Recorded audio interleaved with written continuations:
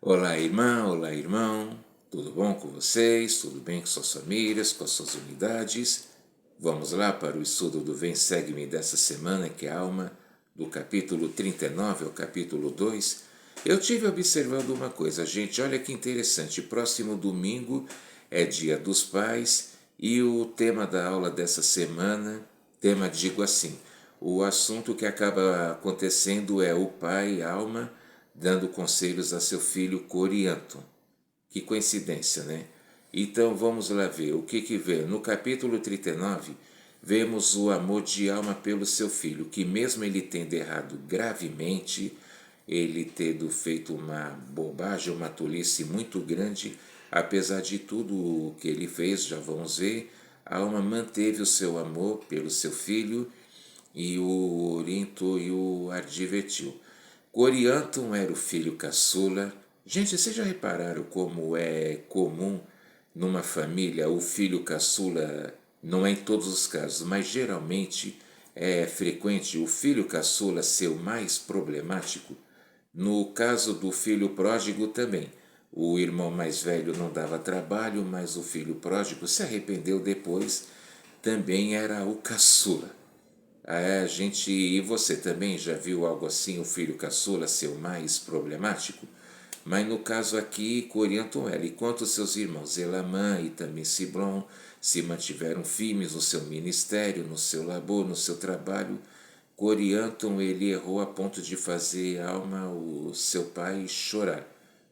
E ele não observou os mandamentos como os irmãos dele. Vamos ler no versículo 2.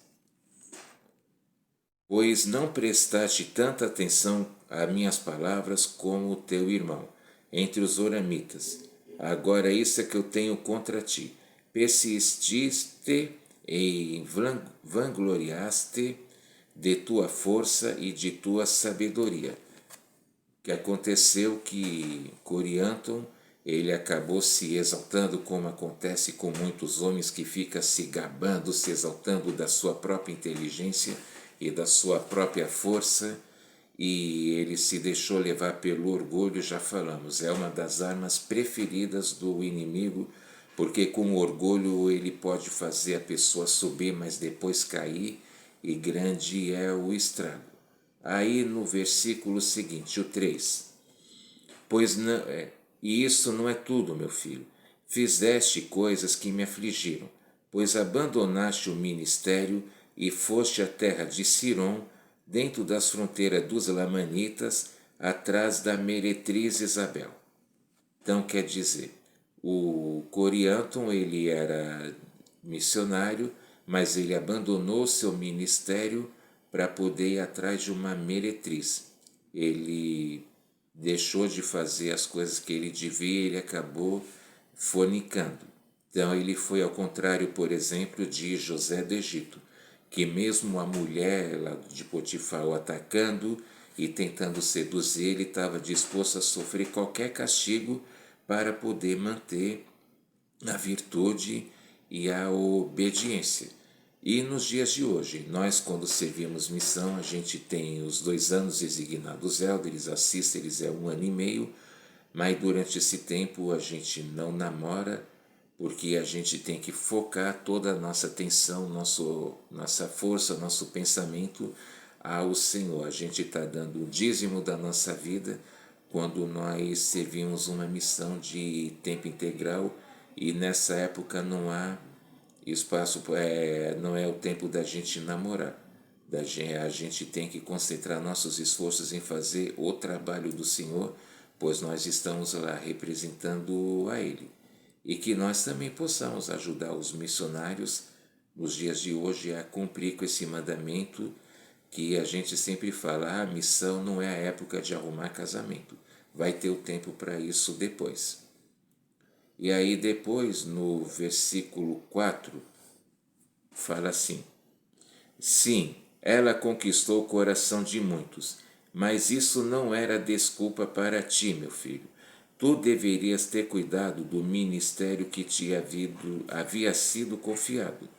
Corianton, ele não podia usar o pretexto que essa mulher Provavelmente ela devia ser muito atraente para poder ter atraído e conquistado o coração de muitos, mas Alma explicou: meu filho, isso não era pretexto para você.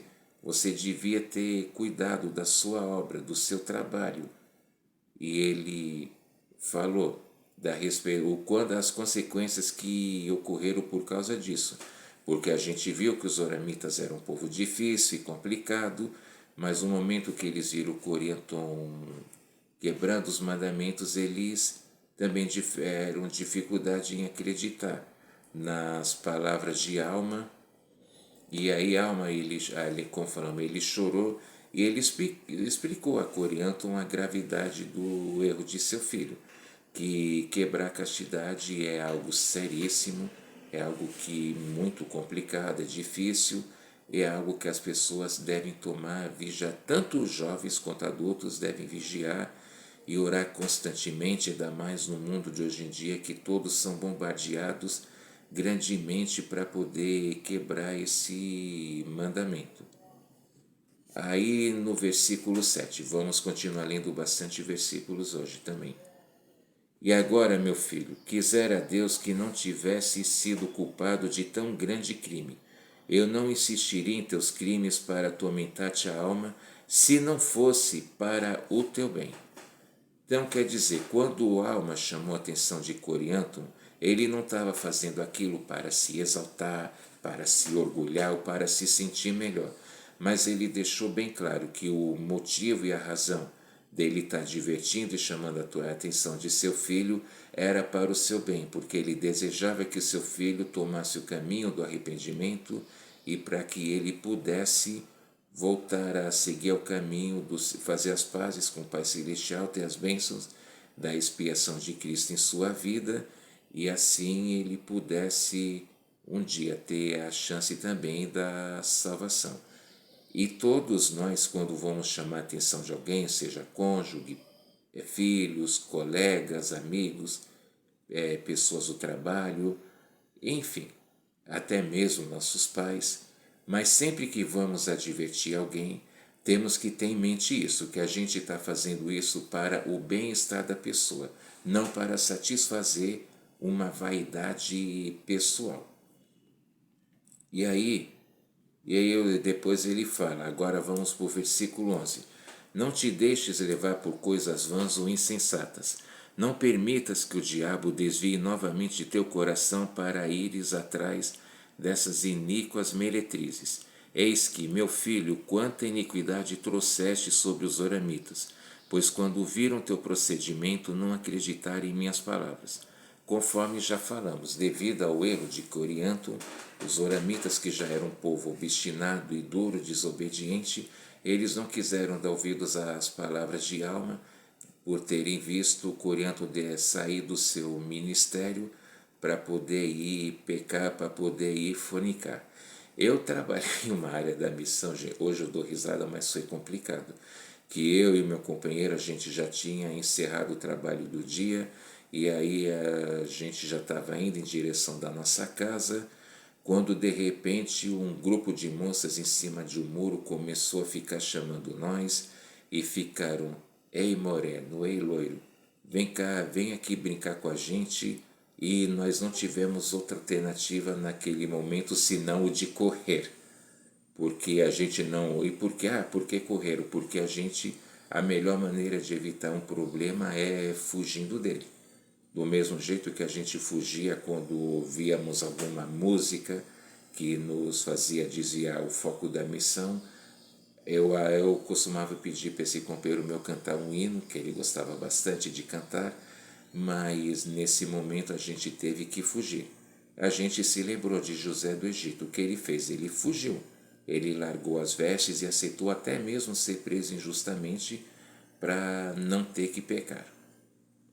Aí fala, e depois a Alma explicou ao filho que a gente deve voltar ao Senhor de todo o nosso coração. A gente não deve adorar só de palavras ou só de boca, como os fariseus o faziam. A gente deve adorar de coração, e uma das maneiras da gente se aproximar do Pai Celestial é servindo ao próximo.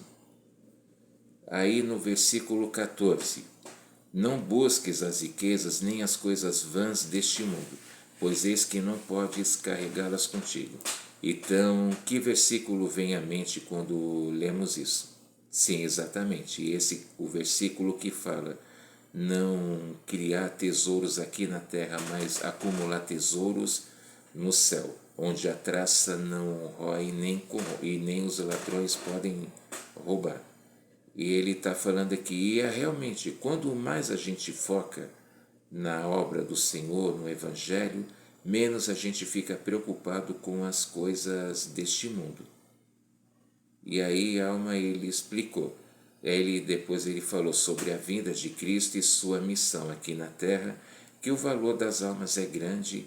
Nós vemos lá em Doutrina e Convênios na seção 18. Se a nossa alegria for grande, trazendo uma só alma para o reino celestial, imagine se a gente trouxer muitas almas, a gente tem que ter aquelas 3 visões de branco, lembra? A da roupa do batismo, a da roupa do templo e a da roupa do reino celestial.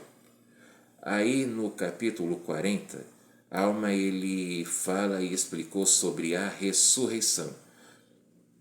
Cristo ele efetua a ressurreição dos mortos. No versículo 4, eis que há uma hora designada em que todos se levantarão dentre os mortos, e quando chegará essa hora, ninguém sabe. Deus, porém, sabe a hora que será designada. Alma ele ficou explicando a seu filho a respeito da ressurreição e o momento que cada um vai ressuscitar. Então, na segunda vinda de Cristo, vai ter a manhã da primeira ressurreição. Nesta vai ressuscitar as pessoas justas, ou seja, os que vão herdar o reino celestial e também o reino terrestrial. O inimigo vai ficar aprisionado, não vai poder atentar, e as pessoas que vão herdar o reino celestial e as trevas exteriores, eles vão ter que esperar o fim do milênio para poder ressuscitar. Vão ter que esperar ainda mais 1000 anos. Tão grande é a recompensa dos justos. E tudo é como um dia para Deus. Para um dia para Deus é equivalente a 1000 anos para Ele. Um dia para nós. É isso, perdão. Então a gente deu para entender? Então um dia para Deus é como 1000 anos para nós. Então a gente deve estar sempre atento para a gente poder saber. E a gente poder merecer estar na manhã dessa primeira ressurreição. E o tempo é medido somente pelos homens. Deus ele é onisciente, ele conhece todas as coisas, ele sabe todas as coisas e conhece todas as horas. Aí no versículo 12, então acontecerá que o espírito daqueles que são justos será recebido num estado de felicidade, que é chamado paraíso, um estado de descanso, um estado de paz, onde descansará de todas as suas aflições e de todos os seus cuidados e tristezas. Nesse versículo, Alma ele explicou bastante, porque seu filho estava em dúvida. Então, lembrando que a morte vai ser um momento de paz e tranquilidade para as pessoas justas, porque eles vão estar num paraíso, ou seja, eles vão estar livres das coisas, dos problemas, das aflições e as dores desse mundo. Como a pessoa vai estar só com o espírito, ela não vai mais sentir as dores, ela do corpo mortal. Então, quando com a morte, a pessoa vai deixar de sentir dores, o corpo vai ficar lá aqui enterrado, mas o espírito se separa do corpo e aí a pessoa vai poder sentir somente com o espírito, ela não vai mais ter as dores e aflições que tem aqui nessa vida. Então já falamos, os iníquos, eles também têm um lugar especificado e designado para eles. Cada um vai receber de acordo com a sua recompensa. E a alma explica o que acontece com o corpo e o espírito.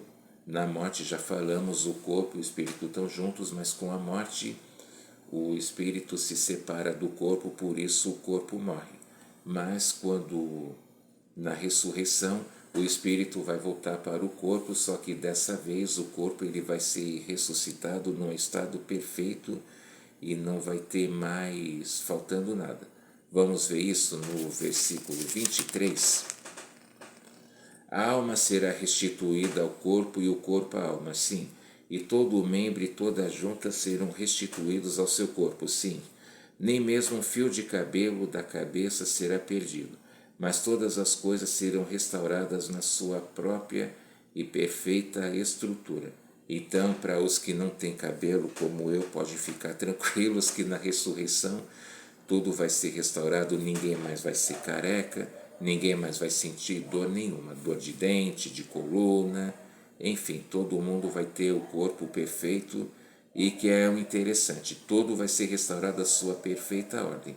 Uma coisa que até a gente comentou na aula, mas e as pessoas, e os homens que operaram para virar mulher, e as mulheres, e tal, o que vai acontecer? Os homens que operaram para virar mulher, sempre eles vão voltar a ser homens, porque todo mundo já era homem ou mulher antes de nascer aqui nessa vida, na vida pré-mortal. E as pessoas, aí eu fico imaginando, sabe, gente, e o desespero então, também das pessoas que gastam muito fazendo tatuagem, aí não vai ter mais a tatuagem lá no corpo. Então a gente deve, por isso, né, não pensar nas coisas desse mundo, a gente deve ter a visão espiritual. Aí no capítulo 41, Alma ele explica sobre o plano de restauração. Versículo 2. Digo-te, meu filho, que o plano de restauração é imprescindível à justiça de Deus, pois é necessário que todas as coisas sejam restauradas em sua própria ordem. Eis que é imprescindível e justo, de acordo com o poder e ressurreição de Cristo, que a alma do homem seja restituída a seu corpo e que, ao corpo, sejam restituídas todas as suas partes. Continuando a explicar, então, as pessoas que agora têm alguma deficiência, quem, por exemplo, não tem mais um braço ou uma perna, ou algum membro do corpo, aí a pessoa vai ser, mesmo os iníquos, eles vão voltar. Eles vão ter um corpo perfeito, vão ter um corpo que não vai mais sentir dores, cansaço e nem nada. Então é fundamental, isso faz parte do plano de restauração. E é fundamental para que assim Deus ele continue cumprindo com a sua promessa e cumprindo com a sua obra, seus desígnios. E o julgamento faz parte da justiça de Deus. Almeida explicou sobre a restauração, tanto dos bons quanto dos maus. Então todos vão ter direito à imortalidade, a ter um corpo perfeito, só que os graus de glória aí é diferente, cada um vai receber aquilo que merecer. Vamos para o versículo clássico, que é o 10 do capítulo 41. Não penses que por ter sido falado acerca da restauração, serás restituído do pecado para a felicidade. Eis que te digo que iniquidade nunca foi felicidade. Muitas pessoas, e principalmente os jovens que já nasceram no Evangelho, eles são tentados a experimentar as coisas do mundo, alegando que precisam se divertir, que precisam curtir a vida, experimentar coisas novas. Isso é uma arma do inimigo. Mas a gente deve ver aqui, né, que a iniquidade não foi felicidade, e a iniquidade é algo que é complicado, porque a pessoa erra, mas um erro vai puxando outro e outro e outro, e depois não é fácil voltar. A pessoa, às vezes, quando ela, sem perceber, ela acaba lá num estado decaído, e a alma explica que as pessoas que vivem na iniquidade, elas estão, na verdade, no fel da amargura.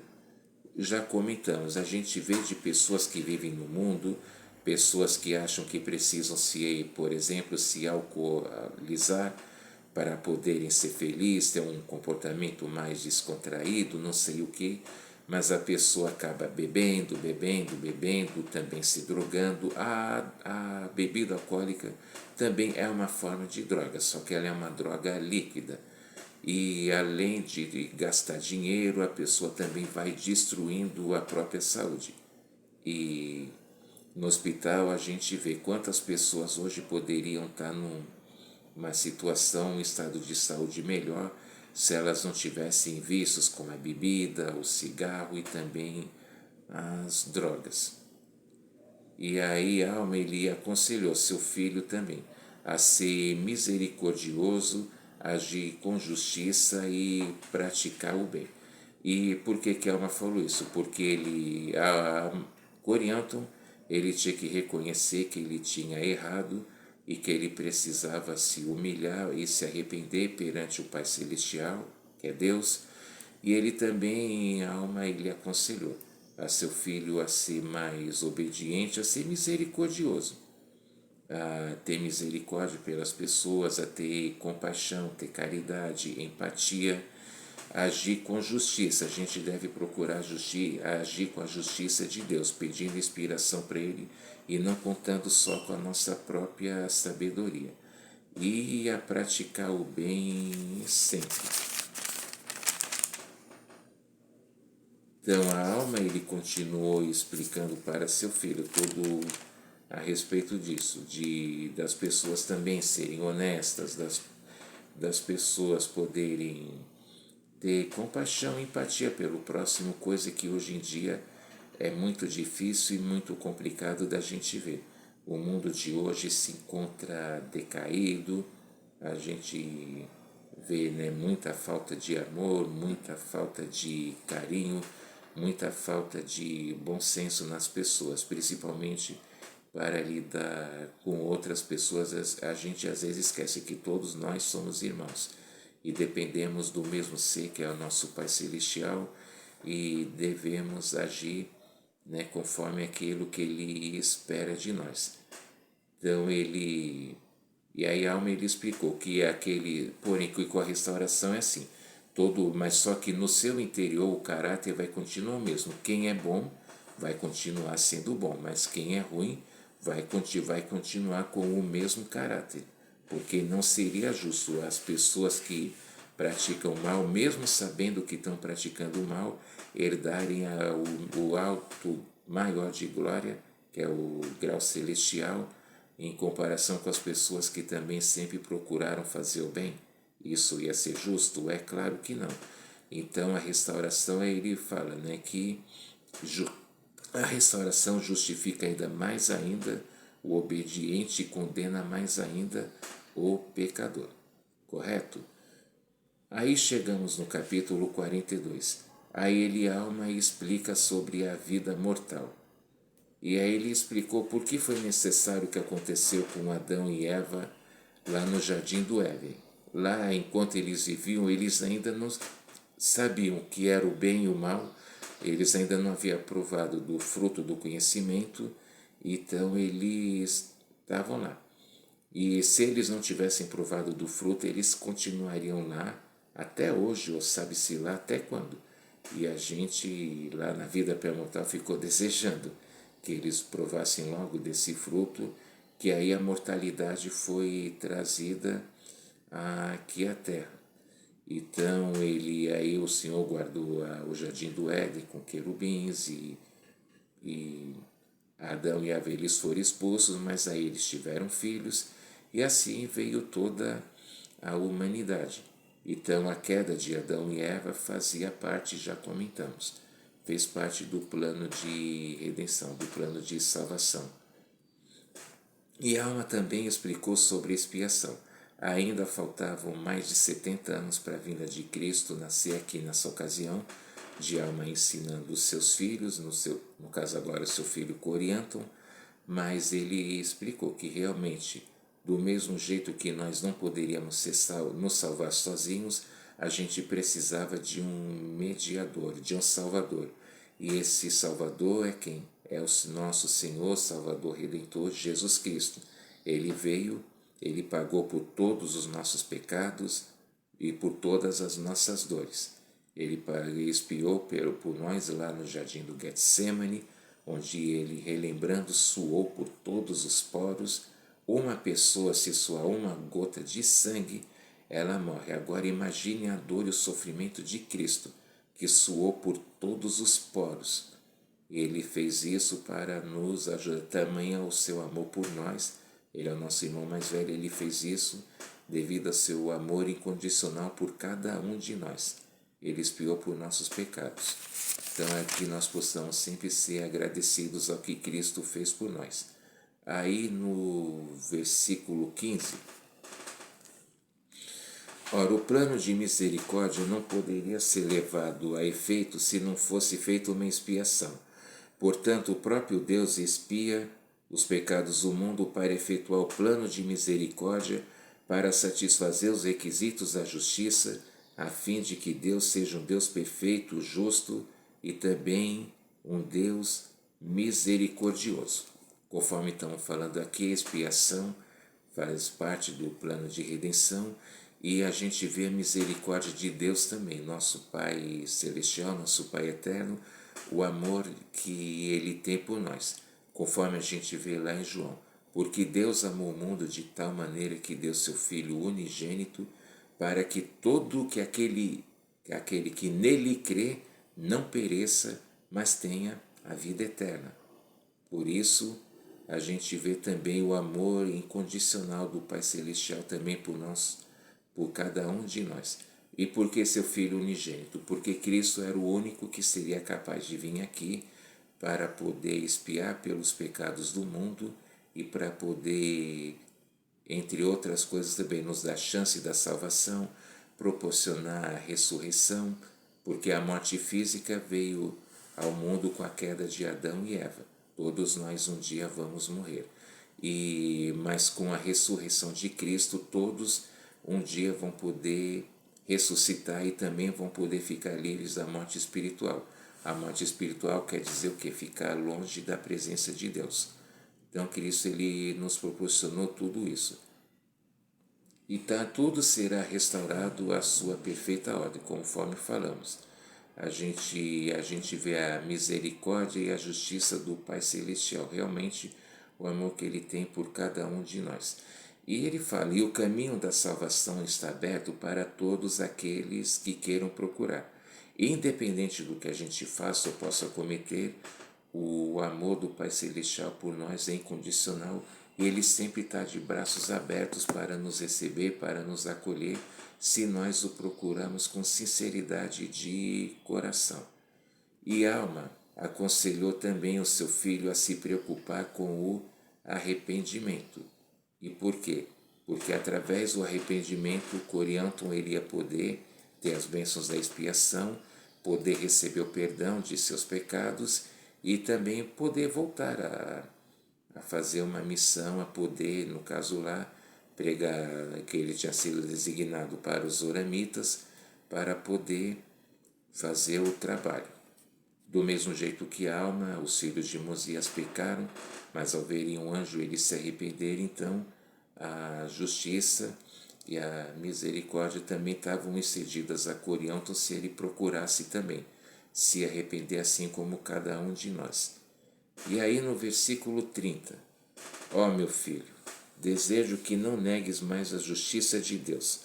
Não procures, mesmo nas mínimas coisas, desculpar-te de teus pecados, negando a justiça de Deus. Mas deixa que a justiça de Deus e sua misericórdia e sua longanimidade governem plenamente teu coração e deixa que te humilhem até o pó. Olha só o conselho que Alma está dando para o seu filho. Não procure, mesmo nas mínimas coisas, se desculpar-te. Muitas pessoas, quando querem pecar, ficam alegando, mas fulano faz isso, mas fulano faz aquilo também. A gente nunca deve ir pelo erro das outras pessoas. A gente sempre deve ter em mente que, vamos falar um ditado famoso, a gente não deve ser Maria vai com as outras. Se os outros estão pecando, eu também posso, também devo pecar. Pelo contrário, a gente deve se manter fiel, a gente deve se manter firme e a gente não deve ficar usando pretexto ou ficar dando desculpa, mas porque fulano, porque ciclano, ou não sei o que. Pelo contrário, a gente deve se manter firme. E aí fala de ter humildade. a humildade realmente nos aproxima do Pai Celestial e de Deus, e quanto mais somos humildes, mais vamos ter a presença do Espírito Santo em nossa vida pessoal, e quanto mais a gente tiver a presença do Espírito Santo, ou melhor dizendo, quanto mais a gente convidar a presença do Espírito Santo a estar conosco, mais a gente vai ter força e melhor orientação para poder ficar obediente e para poder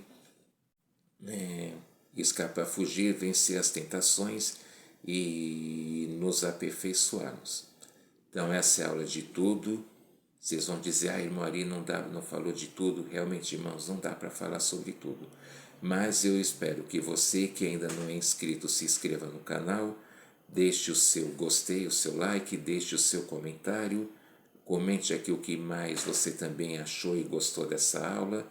E se vocês quiserem dar sugestão, serão bem-vindos. Divulguem esse vídeo para seus contatos, seus familiares, amigos, irmãos, irmãs, suas unidades, os missionários, e procurem também se inscrever no canal, como eu já disse, para vocês poderem receber o vídeo de antemão, me ajudar, e vamos crescer juntos. Estamos aqui para nos fortalecer. Muito obrigado pela sua atenção e espero que você tenha gostado bastante. Um grande abraço, até a próxima. Tchau.